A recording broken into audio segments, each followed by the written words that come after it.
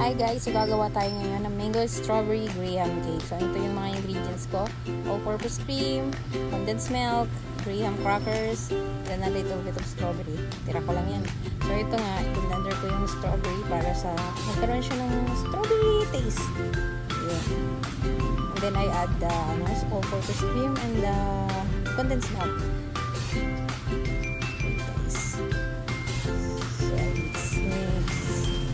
And then, I also add hilaw na mangga. Dalawa lang siya. So, yun. At masarap siya. Strawberry mango. Sarap. So, yun guys, blender natin siya.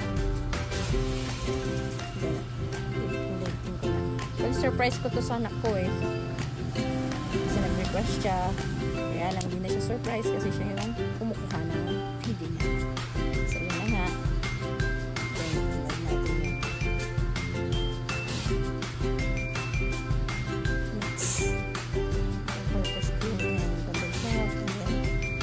Mango chunks, and then plating lang. Actually, simple lang to guys.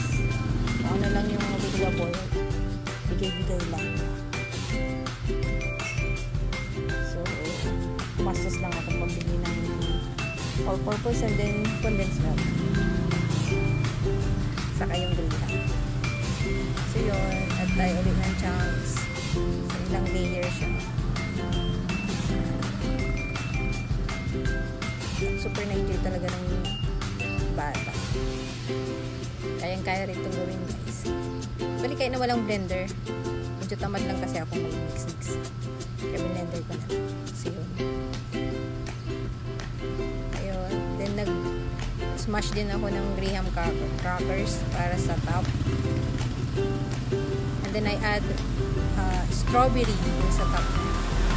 Grabe. Ang asin ng strawberry. Ayun, dito ba na-grab?